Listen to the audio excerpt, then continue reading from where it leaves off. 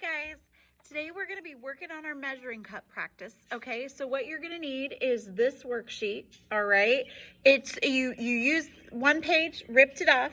Today is this page is on top, so you're going to get this worksheet and you are going to want to cut off the bottom half of these and you are going to match them to the labels on the top. Okay, so first of all, we're going to have a quick little lesson in measuring cups and what we use measuring cups and measuring spoons for. All right, so first of all, these guys are measuring cups. Okay, so let's say that together. Measuring cups. Okay, they look like this, but they have a handle on them. They kind of look like a cup or a bowl. Okay, so if somebody asks you for 1 cup of sugar, you're going to find the one that says 1 cup. Okay, look at that, 1 cup. You're going to scoop it in the sugar and do it.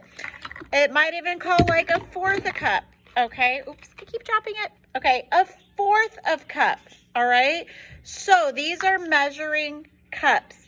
Now, one thing that you usually use measuring cups for is when you have cooking oil, okay? A lot of times brownies is something that you guys might make. Brownies might call for like 1/2 cup of oil. So here's our oil and here's our measuring cup. Again, we need to make sure that our label matches the recipe, okay? Also, what you might use measuring cups for is like pancake mix. Okay, so let's look at this. This recipe calls for 1 cup of pancake mix. Okay, 1 cup.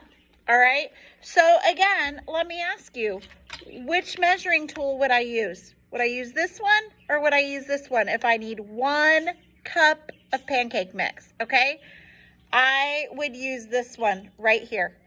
Hello. Okay, that's what I would do. I would use this one. That is the measuring cup.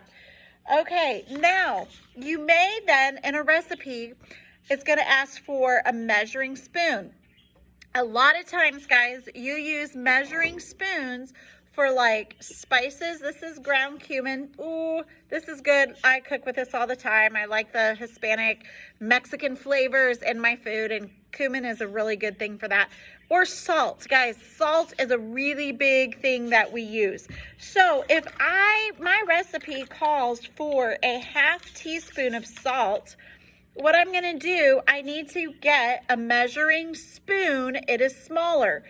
If you were to put a 1/2 cup of salt into your recipe, it would ruin it. Okay, you could not eat it. It would taste so awful. You would not eat it. Okay, but a measuring spoon. So what I would do, I am going to ruin this computer before the school year ends. I promise you that. I just got salt all over my keyboard. Okay, so I would take my measuring spoon and I would get it with salt. Okay, take it out. There is my 1/2 teaspoon of salt, and I would put it in my recipe.